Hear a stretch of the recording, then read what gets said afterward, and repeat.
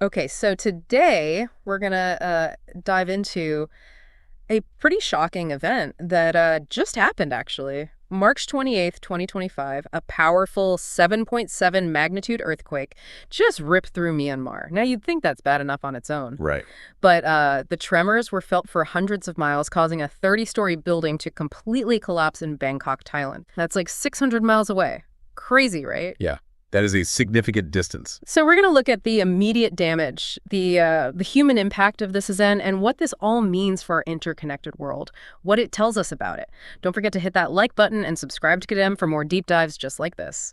So let's break down what we know so far. A 7.7 magnitude earthquake near Mandalay in Myanmar. That's got to be like one of the most powerful seismic events that can happen. Oh, yeah, definitely. And capable of sending those shockwaves far and wide. We're talking across Thailand, into China's Yunnan province, even reaching parts of India, Bangladesh, Vietnam, Laos, and Malaysia. Wow, so widespread tremors like over a huge, huge area. And the news coming out of Myanmar is just devastating. Reports of at least 144 deaths, over 700 injured. Buildings have collapsed, some of those historic and religious sites, which is just heartbreaking. I mean, 6 regions are in a state of emergency. So what are like the first things that rescue teams are dealing with right now in these areas? Well, I mean, the most immediate challenge is always going to be communication and power outages. Yeah. Downed lines make it so tough to coordinate rescue efforts. Yeah. And then you have to assess the damage and get help to those who need it most. It's a race against time. Really? I can't even imagine. Make sure you guys leave a comment below and let us know your thoughts on this unfolding disaster. Okay, so this is where things take a really unexpected turn. Bangkok. 600 miles away from the epicenter, sees a 30-story building under construction completely collapse in the Chatuchak district. At least 8 people are confirmed dead and dozens are still missing. What would even cause a building to collapse so far away from where the earthquake actually hit? Well, that's the million-dollar question, isn't it?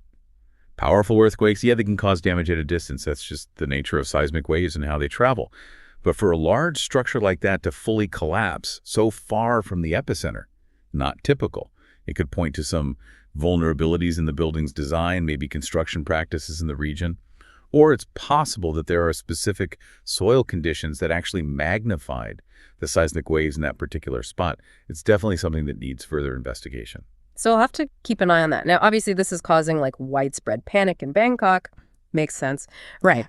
The Thai prime minister has declared an emergency zone, and he's even gone so far as to advise evacuations from other high-rise buildings, just in case.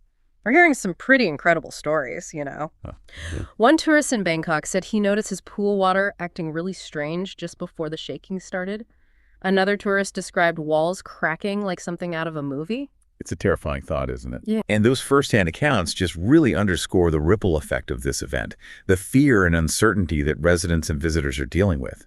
And for the Prime Minister to take such drastic action, it really highlights the potential for further problems, following a tremor of this magnitude. Absolutely. We're also seeing reports of damage and injuries over in China's Yunnan province, and the number of countries reporting tremors, initiating evacuations.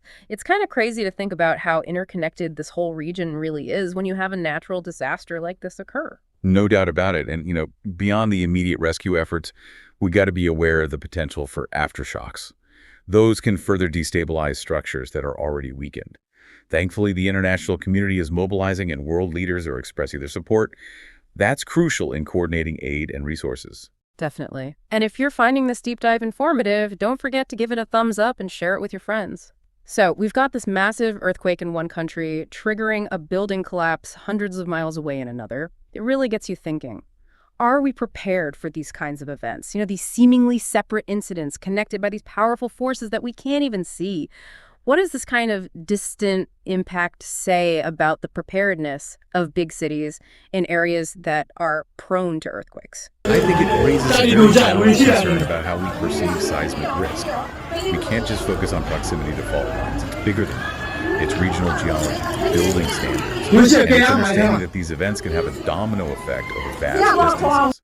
This tragedy should be a wake-up call to constantly reassess and improve our preparedness strategies, and not just locally, but on a much wider scale. Absolutely. A global perspective for a global issue, right? The bravery of the first responders and the resilience of those affected is truly inspiring. I mean, just incredible.